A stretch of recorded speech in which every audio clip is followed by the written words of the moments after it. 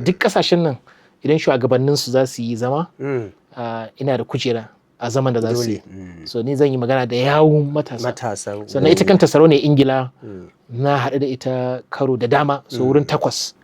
Muna da duk taron da za ta yi a fara ta inda na kowa da kowa ne Commonwealth, ina da kujera a wurin. So mun saba da ita da 'ya'yanta da shi Prince Charles tun yana wani sarkin yanzu, tun yana Prince Charles ina zuwa gidan shi muna cin abinci. Akwai hotuna da muka yi da shi wanda zan tura maka gani yanzu sai ka sa su akai. Za ga hotuna da sarauniyar Ingila tun da ina sa suit, sai aka ban shawara in zan je wurin ta in ringa sa irin waɗannan na gida. So ita kuma abin na birge ta. Akwai mijinta na nan shi ma haɗuwan da muka ita na farko. Taro ne da yawa, mutane ne sun fi 1000 a wurin, amma ba ta tsaya kan kowa ba sai a kaina.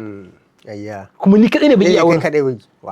A Australia mutane da yawa suka zo wurina, wai suna gaisa da ni, wai sarauniya ta gaisa da ni, wai su gaisa da ni, wai ita ce wata wakilanta ba.